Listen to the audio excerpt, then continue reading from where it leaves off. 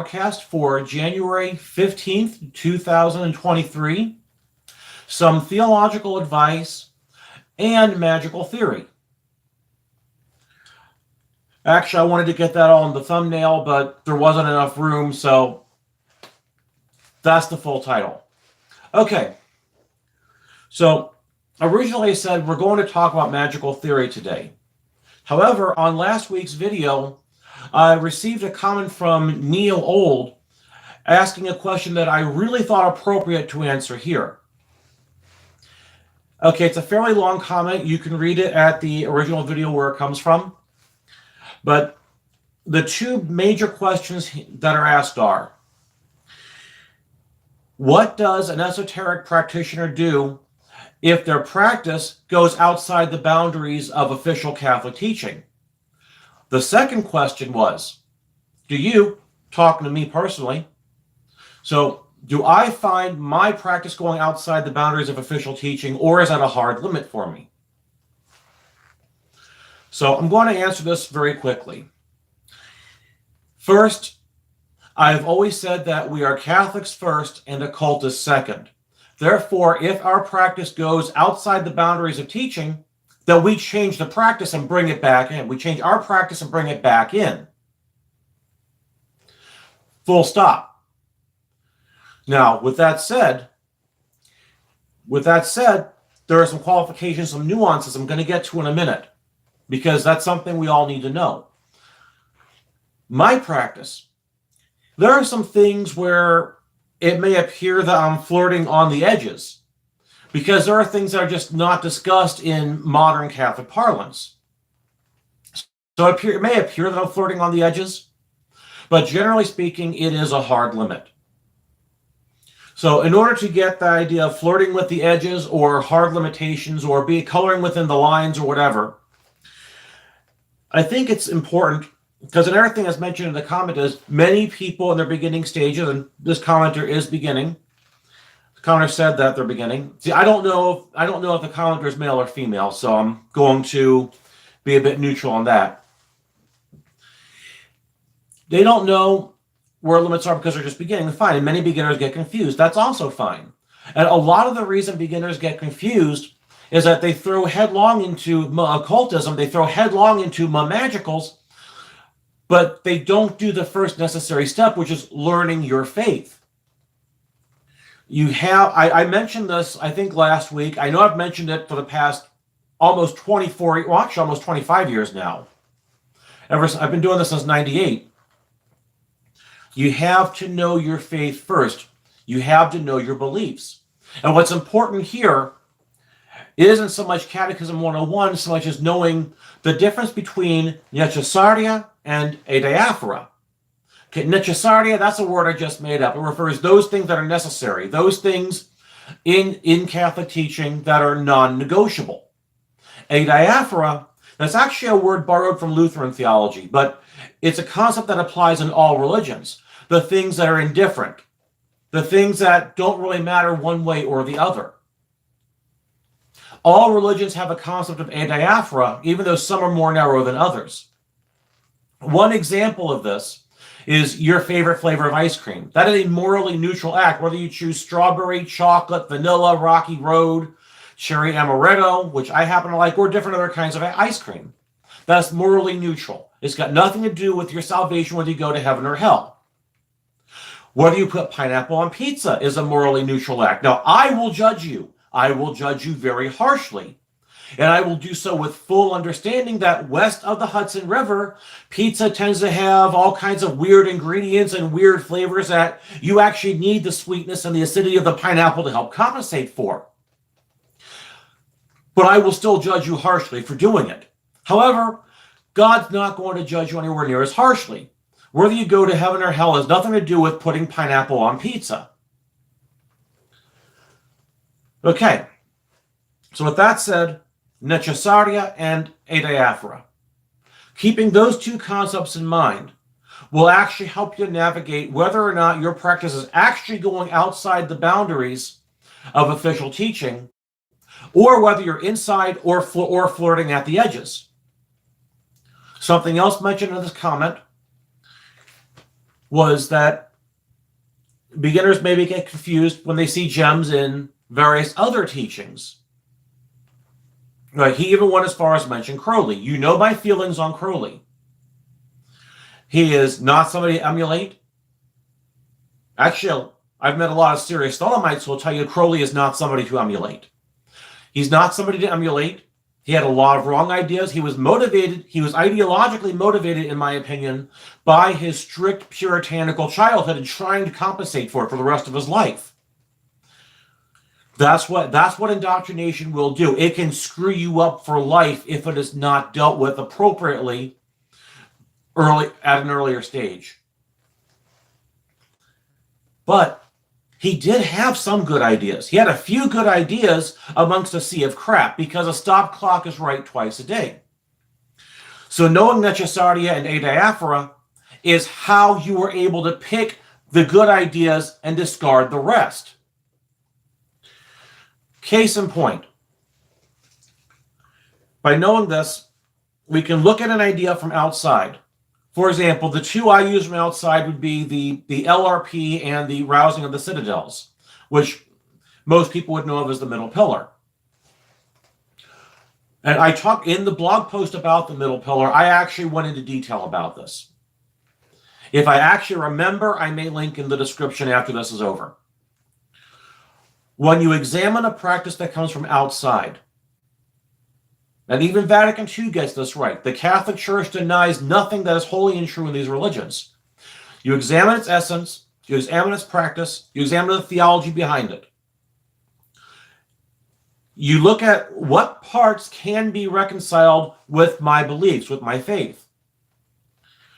And then you say, okay, if the theology behind it is incompatible, then it's completely jettisoned.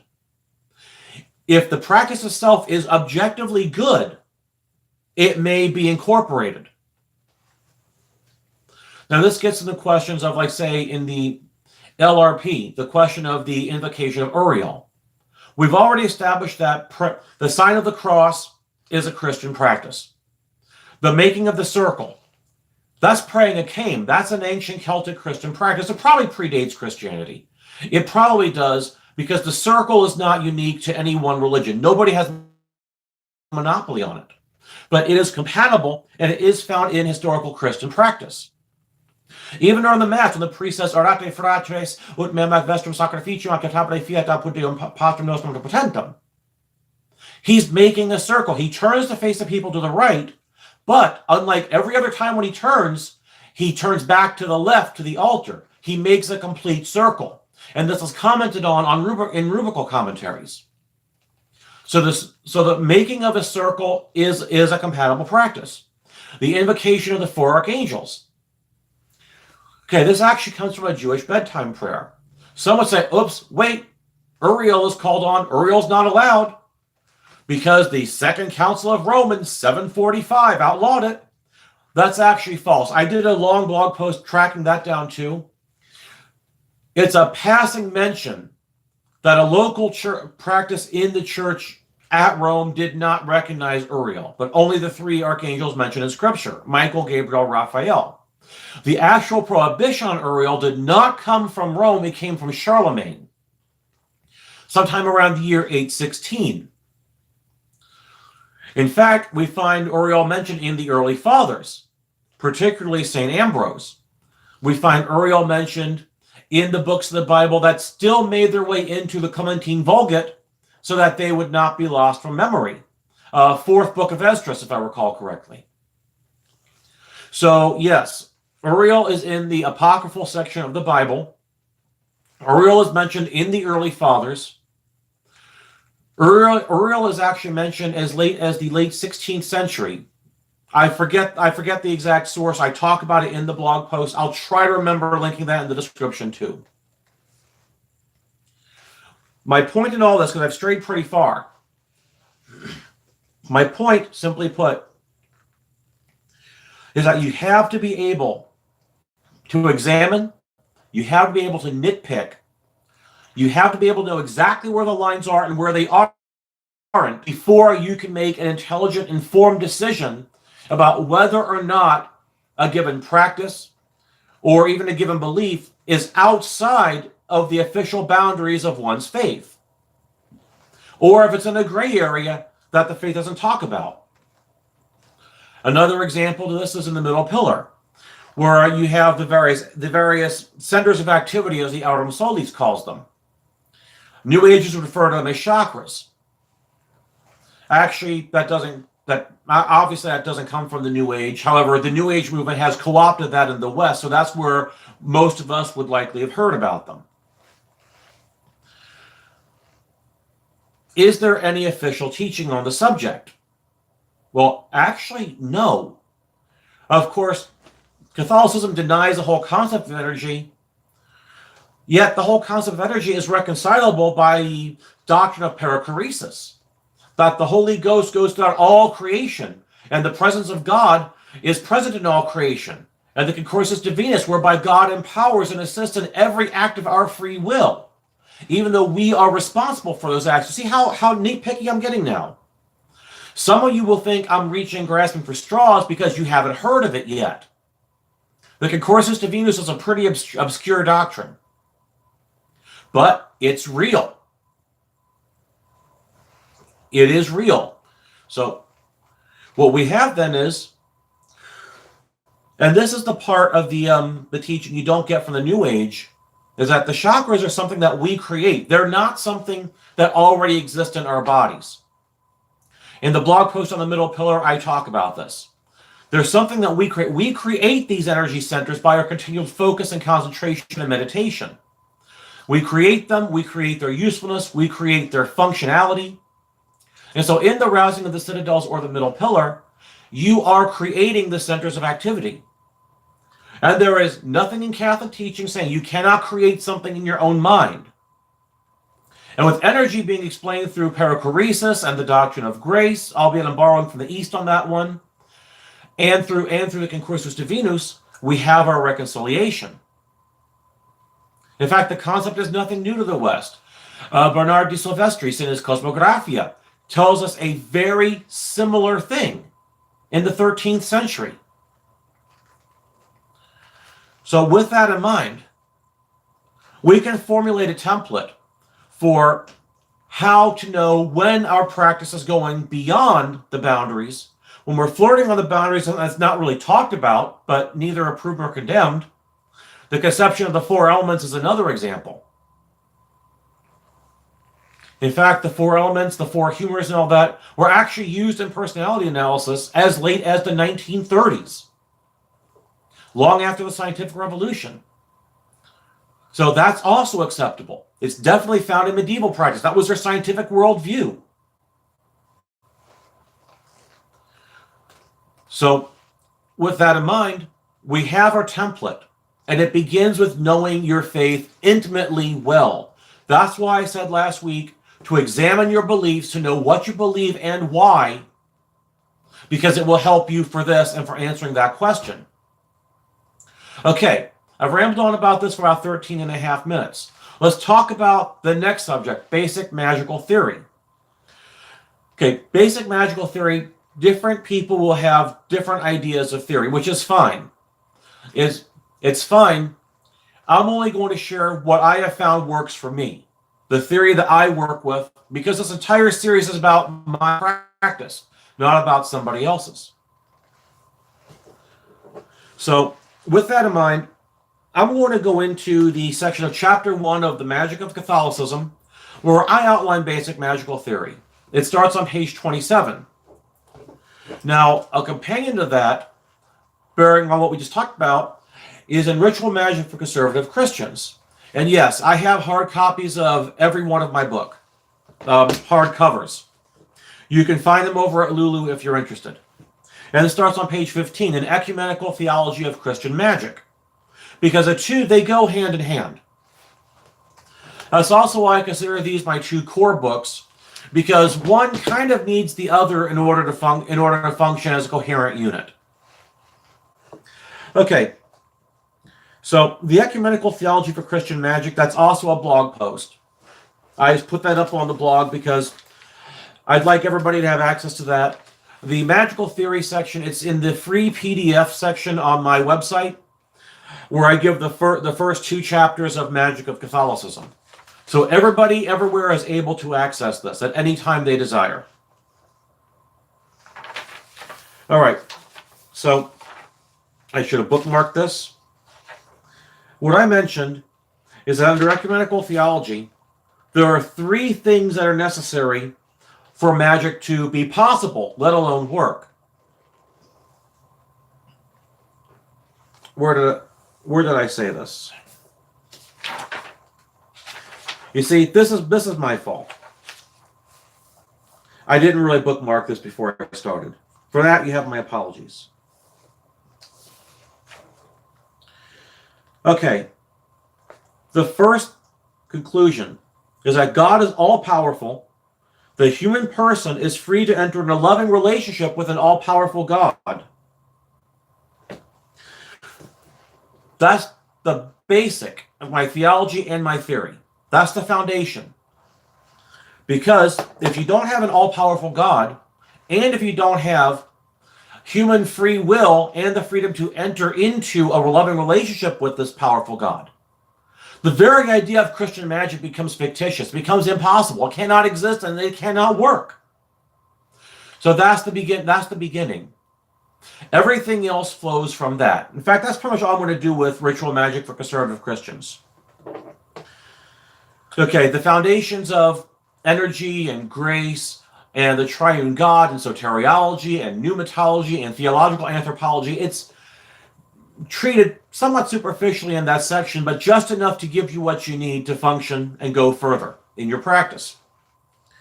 Now, in the Magic of Catholicism,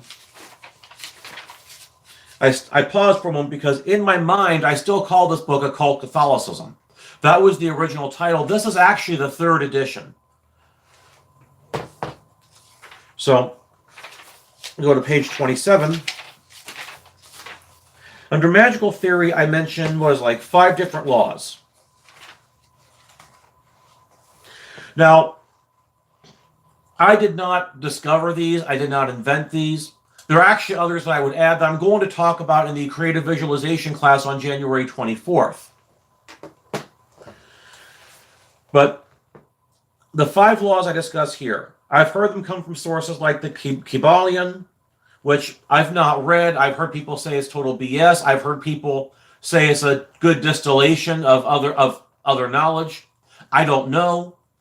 I'm not the person to ask. I know that these laws that I mentioned, they work for me. I have found them to be successful. That's all that matters to me. That's all that matters for the sake of this presentation. Maybe in future presentations, we'll go a little bit deeper into this. Okay, the first one I give is the law of knowledge. Like, I'm going to list them first, and then we'll talk about them. The law of knowledge, the law of imitation, the law of mentalism, the law of correspondence, and the law of contagion. Now, talk about those 5. The law of knowledge is pretty basic. In fact, they're all pretty basic. I'll use this as a bookmark. The law of knowledge basically is that the more you know about yourself, your universe, the persons and forces you work with, your environment, and so on, the more you know, the more successful you're going to be. It's very similar to Sun Tzu 3:18. He who knows himself and his enemy will not have to fear the outcome of 100 battles. He who knows himself but not his enemy, for every battle he wins, he will lose one. He who knows not his enemy or himself will succumb in every battle. Okay, it's an off quote that's very often quoted. That's Art of War, chapter 3, verse 18.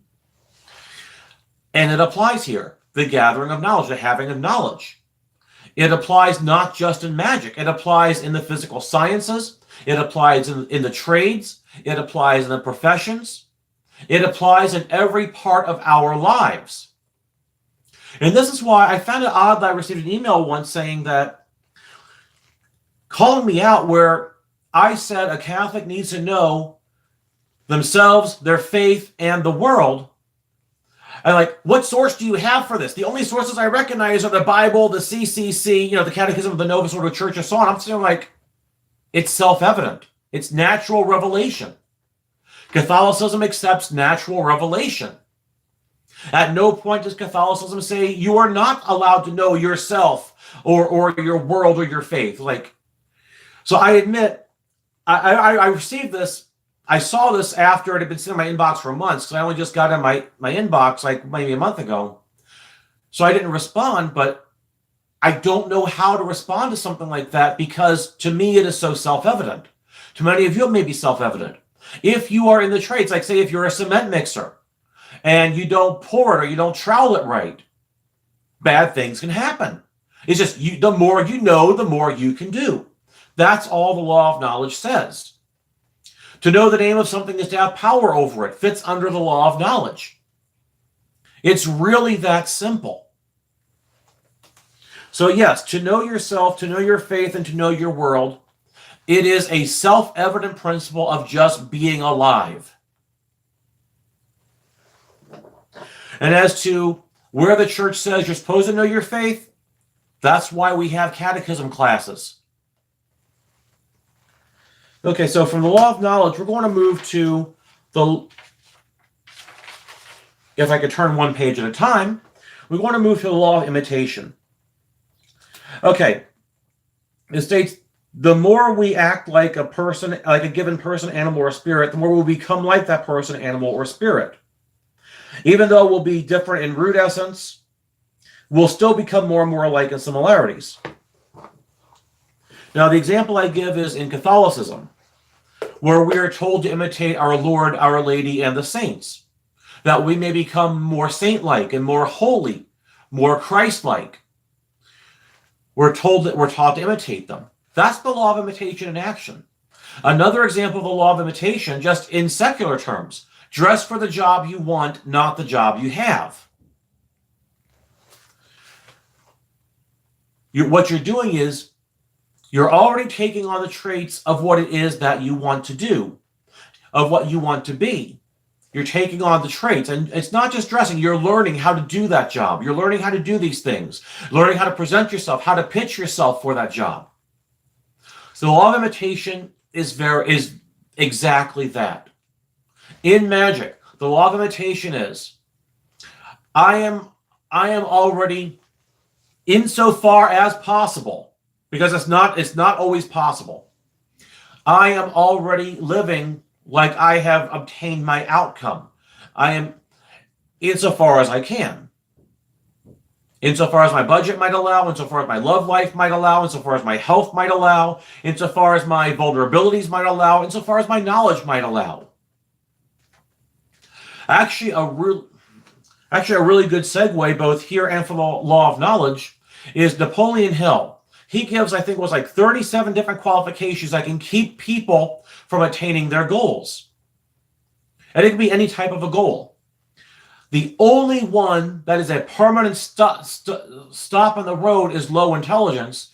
And magically speaking, I've met a lot of dumb people that are very effective magicians. So magically speaking, there is a workaround.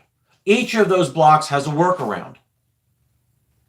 And the law of imitation and the law of knowledge are the best ways to work around the roadblocks in your path. So we move on to the law of mentalism. This one is going to be more controversial, especially with the resurgence of the spirit model in the occult community.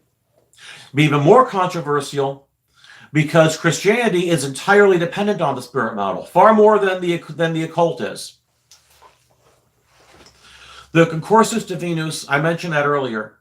God assists us in all acts of our free will. The underlying premise is that of our own selves, we can do nothing. I can do all things through Christ who empowers me. Of ourselves, we can do nothing. We're just slabs of flesh that are incapable even of lifting our elbows. That's simple. So the concursus divinus is the base for the spirit model. The fact that we can do nothing without God is the base of the spirit model. So are we doing it, or is God doing it through us? We are doing it because it is the act of our free will. It is therefore our responsibility. If I raise my elbow and I hit and I raise my elbow, move it back, and hit somebody in the eye, the theology is that God helped me to do that, because without God I could do nothing. But the responsibility falls on me because it was my will that triggered that. So the law of mentalism is that the all is mind, the universe is mental. Now, this has to do with our interaction with what's known as the inner planes. Catholicism does not recognize the inner planes, but doesn't really deny them. Either may deny the classification as being part of another religion, but doesn't really deny the concept of other planes existing. Other planes, other dimensions. There is no explicit rejection or denial or condemnation. So our concept of the inner planes, the etheric, lower astral, higher astral, mental, causal, what have you, or any other categorization, one is as good as another. And the law of mentalism refers to our mind working on the inner planes. It fits in with the law of correspondence, as above, so below, as below, so above, which is the next one I'm going to talk about. That our minds formulate images on the inner planes, and those images come to manifest here in real life. This is one of the root points of creative visualization. It's one of the root points of microcosmic magic. It is more or less rejected in macrocosmic magic. So that's why it's controversial. From here we move to the law of correspondence. In the law of correspondence, as I just said, that which is above is like unto that which is below. That which is below is like unto that which is above. We actually see this in multiple places. In the Bible, we have the temple, the earthly temple, being the copy of the heavenly temple. This is in Hebrews, I believe, chapter 9. Let me see if I have my glasses on. Yes, it's in Hebrews 9, 23 to 24. You'll see the term pattern or sketch in some translations, but it's actually a copy. So the earthly temple is a copy of the heavenly temple. The purification of the inner man, which is also referenced. So we have all of these things. So the Bible does recognize the law of correspondence in some regard. Where your heart is, there is your treasure also. It's recognized. If you have the faith, the grain of a mustard seed, you could tell the mountain to go move. In your mind, the mountain's moving into the sea. It says it'll manifest in real life. So Jesus is giving an extreme example. But the fact is, the law of correspondence is in the Bible. The law of correspondence between our mental state and our physical state, we can demonstrate that. It's a very difficult one to demonstrate to somebody who's trapped in a negative cycle. Because most people trapped in negative cycles, be it... Sorry, there's a cat outside my door. People trapped in a negative cycle, be it poverty, be it loneliness, be it any type of deprivation, it's very common that there's a piece of the picture that the individual does not have. They don't have the piece of the picture that can help them get out, or they had bad examples in childhood that they're just repeating, or they were indoctrinated by parents, teachers, pastors, authority figures, whomever, and it's stuck. So it's very difficult to explain mentalism and correspondence to somebody who's trapped in a cycle of negativity. They have to find a way to break the cycle before it starts to become made clear. I know in my life it was made clear. It was made clear first when I was 35. I had the epiphany that necessity does not exist, there is only desire. And again when I was 42, when I completely broke the cycle for myself. So, the image you have in your mind, deep in your root subconscious, in your base subconscious, that very strongly influences how you perceive your life, and then influences the kind of life you're going to live. That's the law of correspondence on its most secular possible level and most empirically demonstrable level. That does not apply to all situations. A person born into a concentration camp, a person born in a country in a totalitarian country, a person born in a place where individuals simply are not accorded agency, and the state cracks down on it. A lot of this goes out the window in those situations. But we live in a first world individualist country. As a result, these are all considerations for us.